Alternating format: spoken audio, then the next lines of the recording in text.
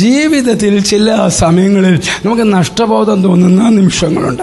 ഈ സമയം ദൈവത്തിൽ നിന്നോ നമ്മിൽ നിന്നോ പോലും ഒളിച്ചോടാൻ സാധ്യതയുണ്ട്. ചിലപ്പോൾ നമ്മുടെ തെറ്റുകൾ, വേവലാതികൾ അല്ലെങ്കിൽ വേദനകൾ നമ്മെ ഓടിപ്പോകാനും ഒളിച്ചിരിക്കാനും പ്രേരിപ്പിക്കുന്നു. എന്നാൽ ദൈവം നമ്മെ വളരെയധികം സ്നേഹിക്കുന്നതിനാൽ ദൈവം നമ്മെ സൗമ്യമായി വിളിക്കുന്നു. തോട്ടത്തിൽ ആദാമിനോട് ചെയ്തതുപോലെ, നീ എവിടെയാണ്? നിങ്ങൾക്ക് ലോകത്തിൽ നിന്ന് ഒളിക്കാൻ കഴിയും, പക്ഷേ ദൈവ സ്നേഹത്തിൽ നിന്ന് ഒളിക്കാൻ കഴിയില്ല.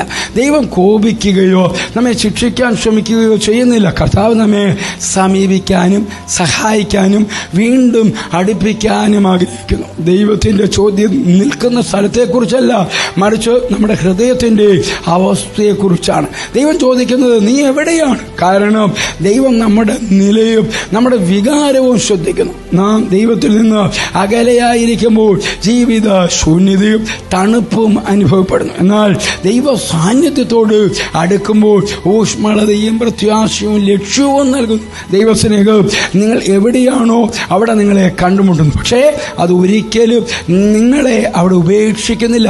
തിരിച്ചു വരാൻ നാം പൂർണ്ണരാകേണ്ടതില്ല.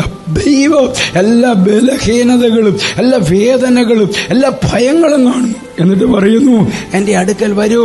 ബൈബിൾ പറയുന്നു, ഉൽപ്പത്തി പുസ്തകം 3-ാം അധ്യായം 9-ാമത്തെ വാക്യത്തിൽ, യഹോവയായ ദൈവം മനുഷ്യനെ വിളിച്ചു, നീ എവിടെയെന്ന് ചോദിച്ചു. എൻ്റെ ഉപദേശം തെറ്റുകൾ വരുത്തുമ്പോഴോ നഷ്ടപ്പെട്ടതായി തോന്നുമ്പോഴോ ഒളിച്ചിരിക്കുകയോ അകന്നു നിൽക്കുകയോ ചെയ്യരുത്. ദൈവത്തിൻ്റെ സൗമ്യമായ വിളിക്ക് ഉത്തരം നൽകുക. നിങ്ങൾ എവിടെയാണെന്നും നിങ്ങൾക്ക് എന്താണ് വേണ്ടതെന്നുമുള്ളതിൽ സത്യസന്ധത പുലർത്തുക. നിങ്ങളുടെ ഹൃദയം തുറക്കുക, ദൈവത്തോട് സംസാരിക്കുക. ദൈവസ്നേഹം നിങ്ങളെ സുഖപ്പെടുത്തുകയും നയിക്കുകയും ചെയ്യട്ടെ. ദൈവം വിളിക്കുമ്പോൾ അതിലൂടെ ഒരു പുതിയ തുടക്കത്തിനായി ഒരുക്കുന്നു.